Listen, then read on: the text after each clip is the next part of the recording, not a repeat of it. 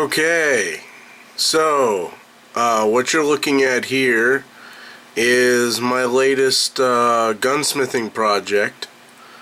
I've restored about 5 guns now, and I'm still studying to be a gunsmith. And someone said, hey, you ought to document, the before and after on your gunsmithing projects, Some of them have come out really nice. Some of them I'm not fully satisfied with, although people said they looked fine. And I've sort of put them aside until I can figure out how to make them look better. So this is the before for the next project.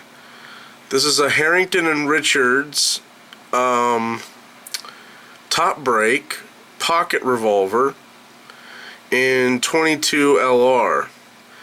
Now I have a working 38 Smith & Wesson version of this same gun, and they're great little revolvers. I really love it. The trigger's a little long and a little heavy, but other than that, it's a great little shooter. The lockup on these is a little sketchy. It just has these little metal bars, and then it has a clip in here that I've taken out that locks up to these notches here.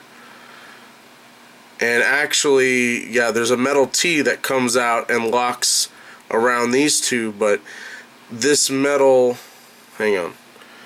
So this metal T that comes out and locks behind these two teeth appears to be the lockup, but that's not really the lockup. I mean, it is on the 44 caliber Belgian top brakes, but not on these small pocket ones. That T actually hinges on this hole here.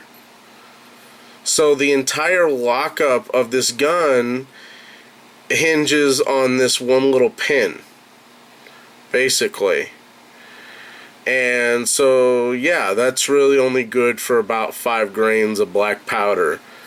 And it works fine for 22 long rifle. So, yeah, so what we're going to rebuild is a little 22, what is that, 7-shot cylinder here. Tripping out because of the way the screen is. Little 7-shot cylinder. I think that's kind of cool. I'm probably going to use a Dremel tool to get off some of these bigger chunks of rust. And when I get it down to a thin layer of rust, then I'm going to boil it, and then I'm going to card it with a carding wheel. And hopefully get the whole thing back to that shiny black that you see was once underneath all that rust. And is probably still underneath the rust. This one still has its firing pin in place, which is nice, but I am going to have to tap out this cover. I'm going to have to tap out the pin here to take out the firing pin. I want to take this all apart before I boil it. So this is the hammerless model, and basically it just means the hammer is inside this area. This is what makes a great little pocket revolver, because the hammer doesn't catch. And then here we have the hammer version, which is more for target shooting. So you can pull the hammer back first, and then gives you a much lighter trigger, but the trigger on these isn't that light, although I think maybe if I tune it up on my 38, maybe I can get it to have a lighter trigger. I still need to get grips. I only have, even though I have 2 frames, I've only got enough parts to build 1 gun. I've only got 1 barrel, 1 cylinder, a bunch of little fiddly bits. I had some other parts, but I figured out that they don't go to this gun. Here to actually build one of these, I need the grips, I need the hammer spring, and possibly a sear. although this might be the sear. I need to study the schematics, which you can on numericgunparts.com. They have the schematics for these guns, and find out exactly which parts I'm missing. But I don't think I'm missing that much. It might just be 3 or 4 parts.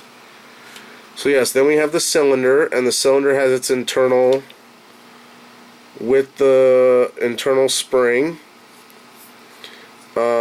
Unfortunately, it's been welded shut here. So, in my experience, welded steel is usually harder than even like milled steel here, like this cylinder. But and sometimes what it can do, it can ruin the tensile strength of the steel. But that's only an issue with calibers like 38 and larger, and that's only smokeless 38 and larger. But since we're talking about 22 long rifle, it's not going to be an issue.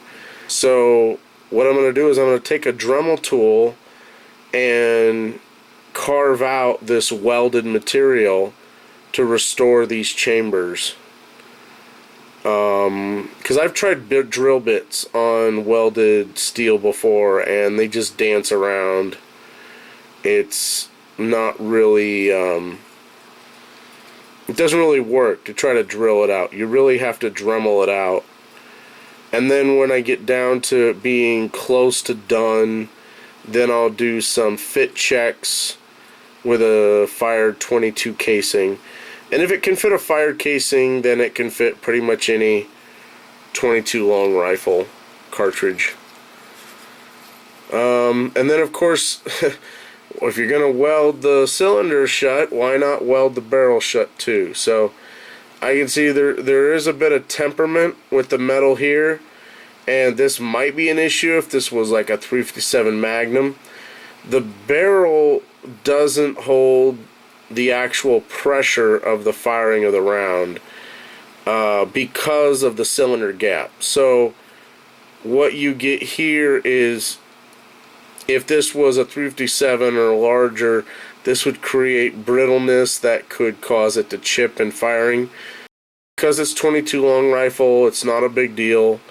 There is a little spot where they didn't weld the opening, and so I'll be able to use that edge as a guide to drill out this weld here. And I'll probably use a Dremel tool for that as well. I can tap this piece out to allow me better access to that. I just have to tap out that pin right there. You can see that. And then this whole cylinder should come off, and then I can get access to the Dremel tool to that thing. So yeah, it's a project. A little piece of weld metal there I'll have to grind off. Where else?